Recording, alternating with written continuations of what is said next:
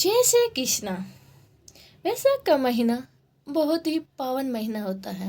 इसमें स्नान का और दान पुण्य का बड़ा ही महत्व होता है। चैत्र शुद्ध की पूर्णिमा से ये वैशाख का महीना का स्नान प्रारंभ होता है। इसको पवित्र नदियों में, तालाब, बावड़े या कुओं के आदि जल से प्रातः स्नान करना चाहिए और नित्य कर्म करने चाहिए। और इसमें स्नान करने के बाद भगवान के आगे बैठ के ओम नमो भगवते वासुदेवाय या फिर हरे राम राम राम हरे हरे, हरे कृष्णा कृष्ण कृष्ण हरे हरे, इस 16 अक्षर के और 12 अक्षर के मंत्र का भी जाप करना चाहिए। कम से कम प्रतिदिन में 5 बार इसकी माला फेरनी चाहिए। इसका बड़ा ही महत्व होता है और सब प्रकार की कामनाएं पूर्ण करने वाला होता है। ये महीना 31 या फिर 35 दिन तक इस प्रकार नियम का पालन करने से एक समय भोजन करे तो सब प्रकार की रोग और दोष दूर हो जाते हैं और पुण्य भी बढ़ता है। यह महीना चैत्र पूर्णिमा से लेके वैशाख पूर्णिमा अर्थात वैशाख पूर्णिमा तक के पिंपल और पंथवारे सींचने से बड़ा ही पुण्य मिलता है। अनाज तथा जल की बाल्टी व लोटा लेकर घर से पिंपल के वृक्ष के निकट जाकर शुद्ध पत्थर का टुकड़ा लेकर उसे पंथवारी बनाकर पिंपल और पंथवारी को जल से सींचने अथवा कथा या कहने या सुनने और भगवान का दर्शन करके घर लौट आए। ऐसा करने से इससे बहुत पुण्य मिलता है और हमें धर्म की प्राप्ति होती है, हमें पुण्य की प्राप्ति होती है, हमारे धर्म की रक्षा होती है। अब मैं आपको वैशाख महीने का 18वां अध्याय सुनाने जा रही हूँ। व्यास जी बोले, हे मुनि, मुझे पापी और दुष्ट बुद्धि पर आपने बड़ी ही दया दिखाई है। हे साधु, मैं आपका शिष्य हूँ। मेरे ऊपर दया करके ऐसा उपदेश दीजिए कि जिससे मेरी बुद्धि दुष्ट हो जाए, अनर्थ कार्य करने में प्रवृत्त हो जाए। व्यास जी की ऐसी बातें सुन शंख मुनि बोले, हे व्यास, यहाँ धूप बहुत सताती है, ना यहाँ छाया है, ना पानी है और ना कहीं दूर छाया की जगह में चलकर जल पीकर सचित होकर तेरे सामने विष्णु भगवान के माधव मास का महत्म जो पाप नाशक है वर्णन करूंगा। मुनि की यह बात सुनकर व्यास वहां से थोड़ा दूर पर एक निर्मल सरोवर पर ले गया, जहां पर जल के जीव बगुला, राजहंस आदि मगरमच्छ आदि सरोवर में शोभा दे रहे थे तथा कुमुदिनी, कोकनदे आदि अनेक प्रकार के कमल शोभा दे रहे थे। भौरे गुंजा रहे थे, पक्षी करलो कर रहे थे। किनारे पर बांस के वृक्ष तथा बड़े ही कदम, इमली और सुगंधित वृक्ष आदि चारों ओर सुशोभित हो रहे थे। वन के हाथी, हिरन, शुकर, सिंह, सुअर, गाय, खच्चर आदि विचर रहे थे। बंदर, लंगूर और छलांगे मार रहे थे। प्रचंड पवन के वेग से वृक्ष झुक रहे थे। मुनि ने उस रमणीय सरोवर में जाकर स्नान किया और वस्त्र धारण का नित्य कर्म पूजने आनंदित से निषिद्ध होकर फल खाए। फिर शंख मुनि सुख पूर्वक बैठे व्यास जी से पूछने लगे कि तुम कौन से धर्म को मुझे सुनाने की इच्छा करते हो। धर्म बहुत हैं और उनके करने की विधि भी अलग अलग हैं। इसमें मैं वैसा के धर्म का थोड़ा है मगर अत्यंत ही फलदायक है। तेरे मन में जो इच्छा है मुझे पूछ लो। तब हाथ जोड़ के व्यास जी बोले, हैं महाराज, मुझे कौन सा कर्म करने से तपोगुण में ही यह व्याग योनि मिली और किस कर्म से मेरी ऐसी बुद्धि हो गई है जो महात्मा की संगत हुई है। हे प्रभु, यदि आपकी मेरे ऊपर कृपा है तो यह सब यथार्थ मुझसे कहिए। ये सुन शंख मुनि कहने लगे, हे व्याग, तू साखाल नगर में पहले वेद पाठी ब्राह्मण था। तेरा नाम स्तंभ था और श्री वत्सल्य गोत्र में तेरा जन्म हुआ था। एक वेश्या से तेरा प्रेम था। उसी की संगत के दोष से तू नित्य कर्मों का परित्याग कर शूद्र के समान घर आता था। इस प्रकार तू आचारहीन दुष्ट ने धर्म क्रिया त्याग दी। किंतु तेरी स्त्री ब्राह्मणी बड़ी ही रूपवती थी। वह वेश्या सहित ही तुम्हें नीच की सेवा किया करती थी और तुम दोनों की आज्ञा में लगी रहती थी। इसी तरह सेवा करते करते बहुत समय बीत गया। तब एक दिन तूने भैंस का दूध और मूली खाई तथा शूद्रों के भक्षण करने की वस्तु निष्पाव और तिल खाए। इस अभद्य भोजन से तुझे दस्त और वमन होने लगी थी और दारुण वर्गद रोग हो गया, जिससे घोर वेदना होने लगी। जब तक घर में धन रहा तब तक वेश्या भी वहीं रही, फिर सब धन को लेकर घर को छोड़कर चली गई। तो तुझसे घोर घृणा उत्पन्न हुई और रोग से अत्यंत दुखी हो दीनवाणी से व्याकुल चित्त रोता हुआ ब्राह्मणी से कहने लगा, तू मेरी रक्षा कर। हे सुंदरी, मुझ पापी ने तेरे कुछ भी उपकार नहीं किया है, तेरे ऊपर कुछ भी उपकार नहीं किए हैं। जो गृहिणी प्राणी अपनी भार्या का मान नहीं करते हैं वह 15 जन्मंत पर्यंत नरपुरुष होते हैं। हे महाभागो, रात दिन साधु महात्माओं से निंदित हो तेरी अवज्ञा करके मैं पाप के योनि में पड़ गया हूँ। मैं तेरे विनीत भाव पर भी क्रोध के मारे जलता हूँ। जब उसके स्वामी ने ऐसे कहा तब दीनता तथा लज्जा मत करो, मैंने आपके ऊपर कभी क्रोध नहीं किया है। मैंने पूरे जन्म में पाप किए हैं, उसके भोगने में कुछ दुख नहीं है। ऐसे दुखों को सहन करो। वही साध्वी स्त्री और उत्तम पुरुष अपने पिता और भाइयों से धन लाकर वह क्षीण राशि विष्णु भगवान की पूजा की और तेरी सेवा सुदर्शन में लग गई रही। दिन रात मल मूत्र धोकर शुद्ध करके और तेरे जो कीड़े पड़ गए थे उन्हें धीरे धीरे निकालती, रात दिन नींद त्याग कर तेरे दुख में दुखी होकर कहने लगी, हे पितृसरो, तुम मेरी पत्नी की रक्षा कर रोगहीन और पाप रहित करो। और चांडिका श्री गणेश जी शनिश्चर जी से प्रार्थना करती हुई कि मेरे पति निरोग होकर 100 वर्ष तक जीवित रहे। ऐसे में वह देवी प्रतिदिन किया करती थी। तब एक दिन देवल नाम के मुनि वैशाख में गर्मी के मारे संध्या समय घर पर आए थे। तब तेरी स्त्री ने रोग नाशक वेद समझकर उनके चरण धोकर जल तेरे सिर पर छिड़क लिया और गर्मी से व्याकुल महात्मा को तेरी आज्ञा लेकर शरबत पिलाया, जिससे उनको शांति मिली। दिन निकलने पर वह मुनि जैसे आए वैसे ही चले गए। थोड़े दिन बाद तुझे सन्निपात हो गया और तब तेरी स्त्री ने त्रिकुटा पिलाया तो तूने उसकी उंगली काट ली और तेरी दांती भींच गई। तू अपनी सुंदर शैया पर भी उसी वेश्या का ध्यान करता हुआ मर गया। तेरी रूपवती स्त्री यह देखा अपना कंकण बेचकर बहुत सा ईंधन लाई, विशाल चिता बनाकर बीच में तुझे रखकर और तेरे संग पीड़ित शरीर का अग्नि संस्कार किया और स्वयं भी उसी अग्नि में जलकर सती हो गई। वह शरीर त्याग कर पति का आलिंगन कर तत्काल ही विष्णु लोक में चली गई। वैशाख में पानी का दान करने और चरण धोकर जल सिर पर छिड़कने से योगियों की सी दुर्लभ गति उसे मिल गई और तुमने समस्त पापों से छुटकारा छूटने पर भी अनंत काल तक में वैश्यों का रमण करने से देह त्याग कर घोर व्याग का जन्म धारण किया है। तुझे सदा ही हिंसा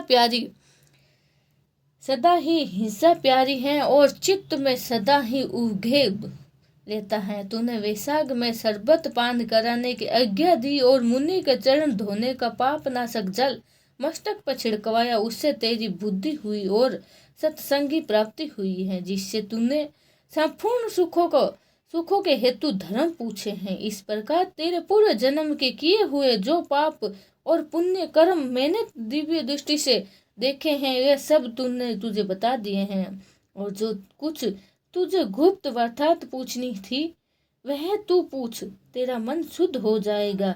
हे महामते, तेरे कल्याण हो। नारायण नारायण। 19वां अध्याय। व्यास जी बोले, हे ब्राह्मण, आपने समस्त शुभ फल के दाता वैशाख स्तोत्र धर्म विष्णु भगवान के निर्मित बताए हुए सो हे प्रभु, यह विष्णु कैसे हैं, उनके लक्ष्य परिणाम क्या है, कैसे लोग अपने सद्भावों से इन्हें जान सकते हैं? वैशाख धर्म क्या है जिनसे विष्णु भगवान पसंद होते हैं, ये सब मुझे बताइए, मैं आपका सेवक हूँ। व्याग के इस प्रकार पूछने पर जगत के ईश्य अनामय नारायण को नमस्कार कर शंख मुनि बोले, हे व्याग सुनो, मैं विष्णु के कलमश्य रहित रूप का वर्णन करता हूँ। यह रूप ब्रह्मादि से लेकर किसी मुनि के ध्यान में नहीं आता है। विष्णु भगवान पूर्ण शक्ति युक्त निर्गुण अनंत सच्चिदानंद रूप है। संपूर्ण चराचर विश्व उन्हीं के आश्रय और वश में है। अब मैं तुझे उसी परमात्मा साक्षात ब्रह्मा के लक्ष्य बताता हूँ, जिससे उत्पत्ति स्थिति संहार आवर्ती नियम प्रकार बंधन मोक्ष और वर्तित होता है। इस परमात्मा के जन्म आदि तो केवल शास्त्रों में ही जाने योग्य हैं। वेद स्मृति पुराण इतिहास पंचरात्रि और महाभारत ये विष्णु भगवान के आत्म रूप हैं। इन्हीं के द्वारा विष्णु भगवान जाने जाते हैं, अन्य किसी प्रकार से नहीं जाने जाते हैं। इसके जन्म कर्म और गुणों को जानकर प्राणी मोक्ष को पाते हैं। कर्म से विष्णु भगवान का महत्म्य सतिशय होता है। इसी प्रकार देव ऋषि पिता और माता प्रत्येक में शक्ति रूप से विद्वान रहते हैं। प्रत्यक्ष आगमन या अनुमान से बेल और ज्ञान में सब सुख प्रथम मनुष्य को उत्तम जानो, फिर ज्ञान आदि द्वारा अवर्त राजा को 100 गुना अधिक जानो। इससे तत्व अभिमानी देवताओं को सप्त गुणी आदि जाने। देवताओं से सप्त ऋषि बड़े होते हैं। सप्त ऋषियों में अग्नि, अग्नि से सूर्य आदि, सूर्य से वसवती, वसवती से वायु, वायु से इंद्र, इंद्र से पार्वती, पार्वती से जगत गुरु और महादेव, महादेव से बुद्धि देवी और बुद्धि से भी प्राण भले हुए हैं। प्राण से भी अधिक कुछ नहीं है। यह संपूर्ण जगत प्राणत महक है। प्राण ही सब जग विशिष्ट है, नील मेघ के समान है, प्रभा युक्त है, सबको आधारभूत, इससे सूत्र कहते हैं। लक्ष्मी के कटाक्ष मात्र से इनकी स्थिति है। तब व्याग बोले, वह लक्ष्मी देवादिदेव विष्णु भगवान की एकमात्र कृपा पात्र है। विष्णु भगवान से अधिक या समान कोई नहीं है। जीव यह प्राण नाम सूत्र कैसा हुआ? हे ब्राह्मण, मेरे सामने इसका निर्णय करिए कि परमात्मा प्राण से भी परे कैसे है।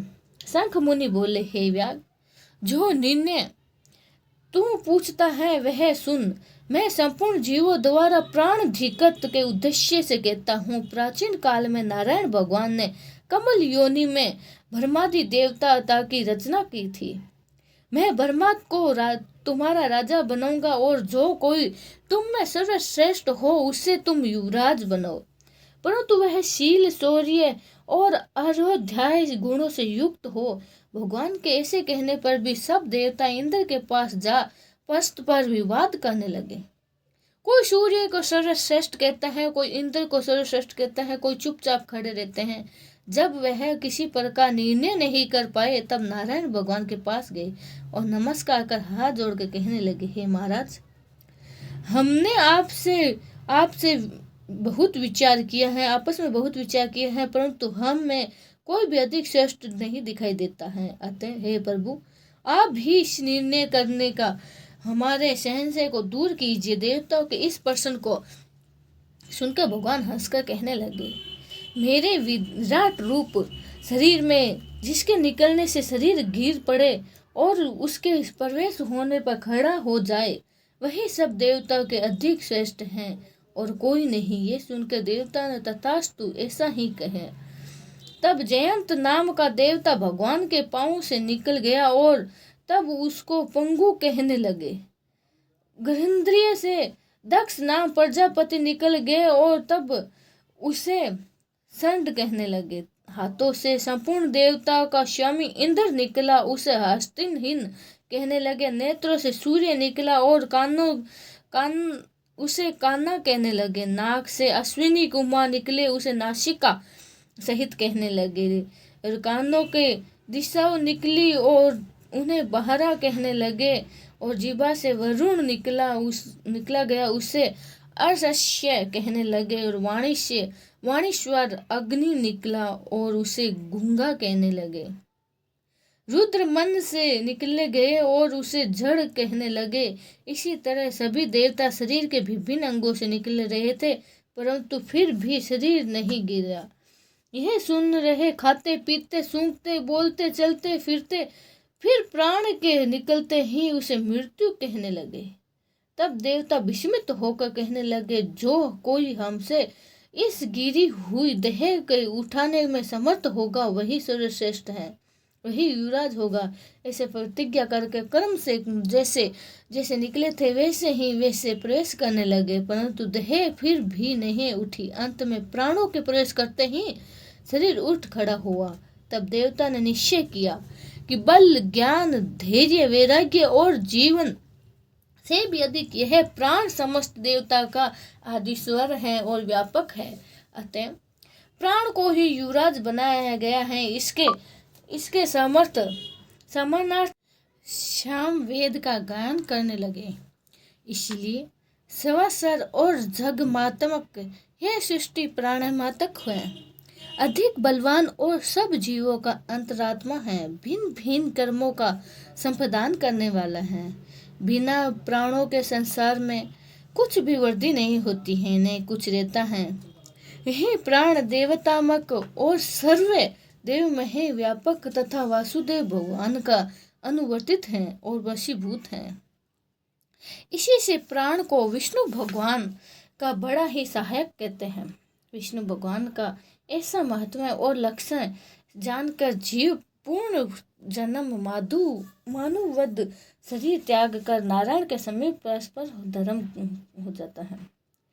शंख मुनि के ऐसे वाक्य सुनकर व्याग प्रसन्न होकर कहने लगा, सर्वसर प्राण की महिमा जो कहीं भी विदित नहीं है, सुनी गई नहीं है, आप मुझे कहिए। तथा शंख मुनि बोले, प्राचीन काल में देवादिदेव अनामय नारायण भगवान का अश्वमेघ द्वारा पूजन करने के लिए प्राण गंगा तट पर गया। वहां बहुत से मुनियों को संग लेकर हल से भूमि को शुद्ध करने लगे। जहां भूमि के नीचे गुफा में कवन नाम के महात्मा समाधि लगाए हुए बैठे थे, वे हल के बाहर खींच कर आए और प्राण को अपने सामने खड़ा देखकर क्रोध से श्राप देते हुए बोले, तेरी महिमा तीनों लोक से जाती रहेगी और भूलोक में तुझे कोई नहीं मानेगा। मुनि के ऐसे कहने पर क्रोध कर प्राण बोले, मैं निरपराध हूँ, तूने बिना अपराध मुझे श्राप दिया है, इसीलिए हे कंडव तू गुरु द्रोही हो और तेरी वृत्ति विश्व में निंदनीय हो। तभी से संसार में विशेषकर भूलोक में प्राण की महिमा प्रसिद्ध नहीं है और श्राप के कारण कवन गुरु को मार सूर्य का शिष्य हुआ। हे बाग, जो कुछ तुमने पूछा सो मैंने सब तेरे सामने कह दिया। अब जो कुछ तुमने पूछा है वह पूछ, कुछ विचार मत करना।